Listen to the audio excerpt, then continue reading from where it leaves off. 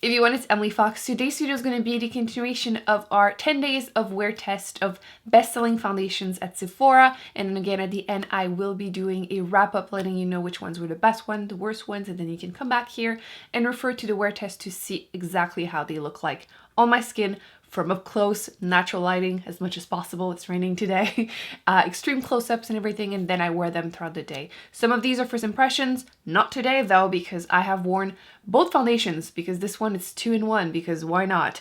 On one side, I will be wearing the Fenty Beauty. This is the Pro Filt'r Hydrating Longwear Foundation, and then I went and got a sample of the matte one so I could compare them and just show you what they look like, because I don't think I ever did a wear test on this one. Spoiler alert, I didn't like it, which is why I returned it pretty much immediately, but I might change my mind, so we never know. Yes, I'm going to be wearing both of these today. I'm going to be applying them. I have two different sponges.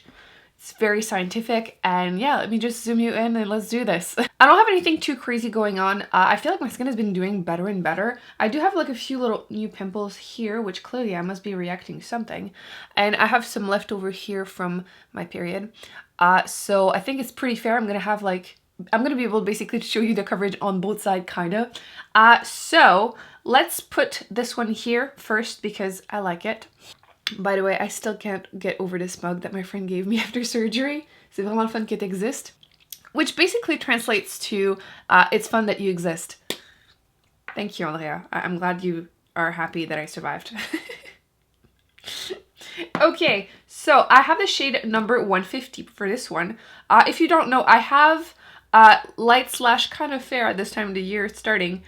Skin with a pretty neutral undertone, and sometimes I really struggle to find my perfect shade in the color range, in the shade range, but this one I find really good, and I swatch it here so we can see later on how much it oxidizes or dries darker. So let's do this. This morning I feel very, I had coffee clearly, so I'm sorry. These videos have been very interesting for me because I film very early in the morning and then much later at night, and I'm obviously tired both times, so that's why we shall also do the wrap up to save that to anyone that doesn't want to see it. Usually hydrating foundation definitely tends to be giving you less coverage because the more coverage, basically the drier, right, usually.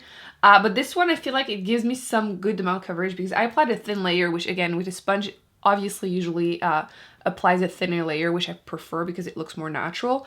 But then obviously some foundations that are meant to be applied with a brush will give you more coverage that way. Some of them actually don't even like the water of the sponge, but this one applies super nicely with a sponge. I really enjoy it. And you can build it up a little bit, but I still wouldn't call this, you know, full coverage. It's definitely more like medium max. And I tend to shear it out to more of a like natural light-ish coverage. And I just apply concealer wherever I feel the need to, just because I feel like it's the best finish. And you can see that the color is actually a really good match for me. You can see that this side is definitely more even, but it's not like 10 shades darker or a lot more yellow like some of the foundations I tested. Obviously, since it is more light coverage, it's a little bit more forgiving, but there are a million shades. You will definitely be able to find something that works for you. So this is it for this one. I have like not much to say really. I have combination skin, I forgot to say it. Mostly get oily on my forehead, but I have a lot of dehydration, especially at this time of the year, mostly on my nose, but also usually on my chin and between my brows, for example. And I don't feel like this one emphasizes it at all. I would say 99% of the time you're going to see something anyway just because of the condition of my skin. But I feel like compared to most of the foundations that you will see in this 10 days of wear test, this is probably one of the ones that shows it the least. So, which makes sense, obviously, because it is a more moisturizing foundation. So this is it. You can still see a little bit of redness, but once again, personally, I would probably just apply some concealer, but actually, just for the sake of it, let me try to,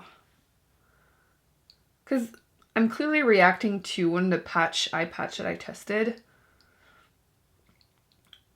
but you can build it up a little bit if you know, forgot your concealer or something, or you don't have any. Like, that would be fine for me. Like, I don't really mind the tiny bit of redness. Let me just do the other side and then I'll zoom you in. Now, let's see how generous my sample was. I didn't check. Probably should have. In this one, I struggle to find my shade, which is weird because one of them, no problem at all. This one I struggle. I even went back again today in store and I still ended up getting the same one that I had picked in the past, and I had ordered it online when it came out, and I had gotten the shade 120, which wasn't the perfect match, but again, compared to the other shades in store, I feel like it's still the best match for me, because I think it's 150, like this one actually, that was the best undertone, but it's like much, much darker, and I would have looked crazy today, or it would have been like a summer shade. So I went with 120, which actually pretty generous sample. Thank you, Sephora. And I'm gonna swatch it. Oh my god. You can see it's definitely not the same color. It's much, much more yellow and much lighter. I believe this one is currently at least more of a bestseller than this one, probably because this one is more recent, but I wanted to talk about this one because I like it so much better. This is supposed to be full coverage matte. I feel like Sephora tends to always mention like every skin type when they say like who the foundation is for, but this one they don't mention dry skin, so that could explain some of my issues with it. But let me apply it before I talk about it because I might change my mind. I don't think so just by the swatch, but you know, let's attempt it. Oh, and 50 Shades. I didn't mention it, but yeah, obviously Fenty Beauty, a million shades. Everyone is very happy, but for some reason I still struggle with the matte one, so. To be fair though, it's the case with a lot of different foundations. I feel like neutral, I'm like neutral to cool. It's just hard to find. They'll either be quite yellow or quite pink or peach. So let's do my second half. So I had some redness here. Let's see if I can cover that. I switched sponge, no cheating. The color is definitely not gonna match me.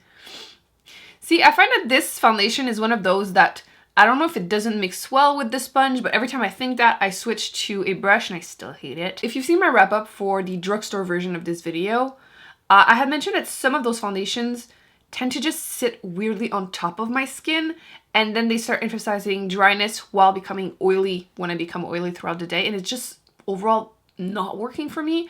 And that was like the high-end version of those foundation. I just can't make it work for me. Obviously the color is not helping probably, but you're gonna see it in a close-up, I'm assuming, but it just sits on top of it, and again, emphasize the dehydration, and then when it becomes oily, start like moving around, and just, it doesn't feel good. You know when you apply foundation, the first thing you wanna do is go and take it off? That's how I feel about this one. Oh.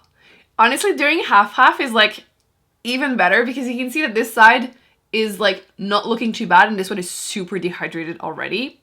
I'm really happy I'm doing this because as horrible as it feels to like feel not comfortable and like seeing what it looks like, it's really great when like half the face is looking fine and the other one really not, because then it proves that it's not, you know, a different day or a different skincare routine. It's definitely just the way this foundation looks like.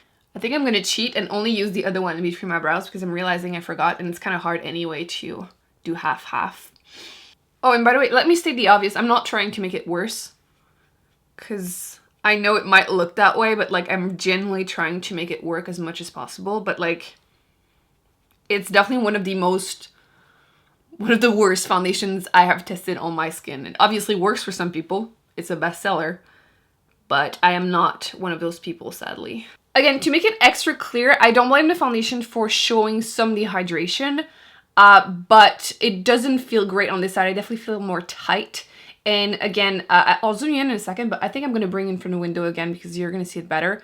But it's the contrast that is like really shocking. Again, hopefully that works. Otherwise, I will bring you in front of the window. But like this mess, because there's literally no other way of saying it, what is that? And then this side, there's a tiny bit of dehydration still because my skin is very dehydrated.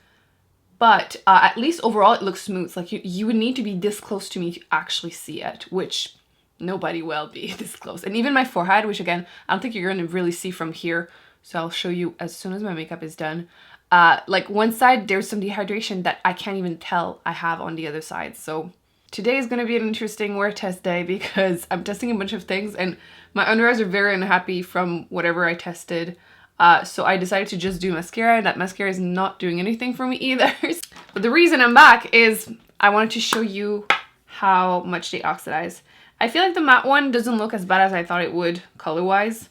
I don't think it's like I applied a thick enough layer or something to really make an impact. But so this is these two are the hydrating one. You can see that it blends and it's like my skin tone. Obviously this is a thick layer too, so it might look a tiny bit darker than my skin, but like once it's blended, you can see it's my skin tone.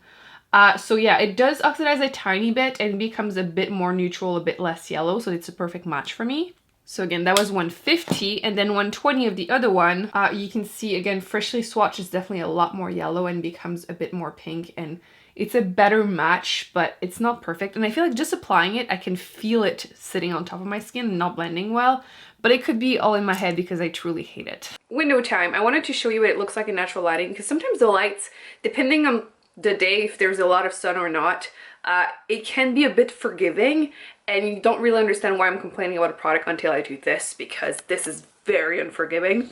So there's absolutely no sun today. It's raining like crazy. Oh yeah. So this is the hydrating foundation side. You can see that it's basically like a little bit more than a tinted moisturizer on me.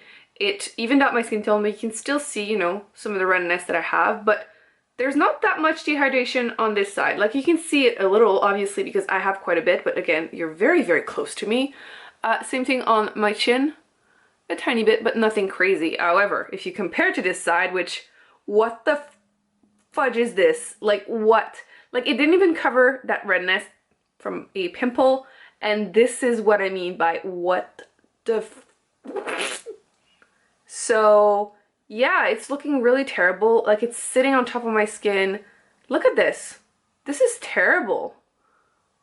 And like, it didn't even really cover everything. It just looks even worse in my opinion. So yeah, from this distance, it might look fine, but in real life, if someone ever comes this close to me, which hopefully never, it's not, and it doesn't feel good. Now I'm gonna have to wear the foundation for at least 10 hours just so I can see, more like show you, what it looks like when I become oilier, so you can see the mess. So yeah, I will see you at the end of the day. I have been thinking about this moment for a couple of hours now. I've been wearing both of the foundations for 12 hours and I wanted to show you how they perform today. You might be able to see bright lights definitely emphasize it, but I'm oily at this point. What's interesting though is that I don't feel like I'm oilier on the hydrating side than I am on the matte side. And considering how dehydrated and dying this side of my face is, I think it kind of answers my question. But seriously, I was actually asking a friend to try and like compare half my face, because surprisingly, I feel like the colors were kind of matching today.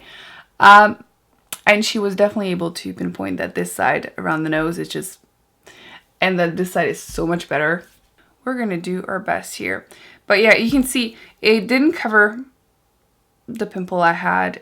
This is just so gross.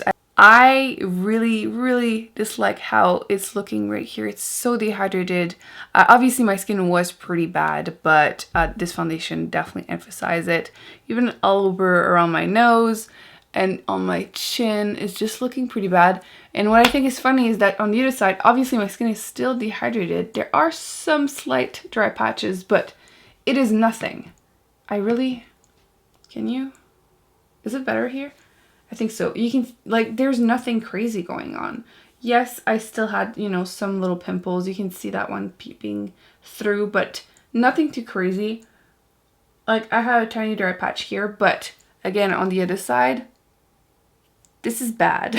Like, this is just not great. I think this distance might be better. You can see it.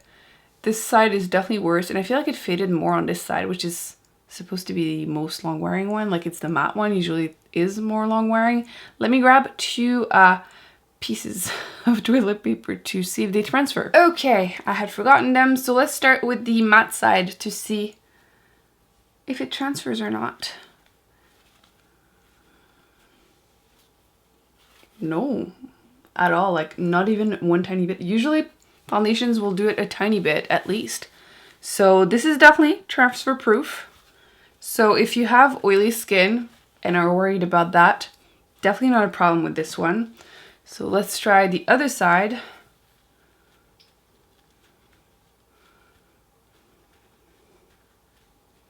Oh yeah, there is some. Again, nothing really crazy, but there's definitely some. So I feel like it makes sense. It's more moisturizing. It will have a tendency to be less stuck to your face. But I don't think that's going to be an amount that would cause problem. It's definitely something that if I had repowdered, because I didn't all day long, I don't think it would have moved around. It didn't look any different. And I feel like after that, I feel like my skin looks great now on this side. I could literally keep wearing this. So I think it's fairly obvious at this point that the hydrating side, where's the other one, is much better than the matte side. I already knew, but I wanted to make sure that you were able to see that. So the matte one, there are obviously a bunch of people that enjoy it. That's why it is part of their best-selling page. However, if you have any dehydration, don't recommend it. I feel like it just sits on my skin, emphasizes anything bad about it, and even creates more issues that I feel like I didn't really have. And then this one is definitely a lot more forgiving. I actually did do a video against the new Maybelline foundation, and I feel like the Maybelline one did fairly good considering it could be an alternative if you are more on a budget. But personally, I do think that this is worth the money because of the way it looks. I personally enjoy this on a daily basis. Like, at first, I wasn't 100% sold on it, but it definitely grew on me. I think I was kind of a little skeptical because I hated this one so much. So I kind of, you know, I was just a little bit nervous, which makes sense. But yeah, for me, this has become a daily product that I enjoy using and I will keep using. I will use up the whole thing eventually, I'm sure. So yeah, I think we have a clear winner. I definitely recommend getting a sample at Sephora or just splurging on the foundation if you're looking for a everyday foundation. Even if you have oily skin, I feel like it stayed well. It didn't separate or anything on my forehead, and you definitely saw that it was quite oily. But at the same time, it didn't emphasize my dehydration, which is such a tough balance to find. I swear, I feel like they should have just come out with this one first over this one because I almost didn't try it because I hated this one so much. So, our winner, definitely recommend that foundation. I will link down below the playlist of all of the wear tests I'm doing, and then the wrap up is coming up very, very soon. So don't forget to give this video a thumbs up, subscribe because you definitely don't want to miss that. And I will be putting on the screen more videos that I recommend you check out, and I'll see you in my next one soon. Bye.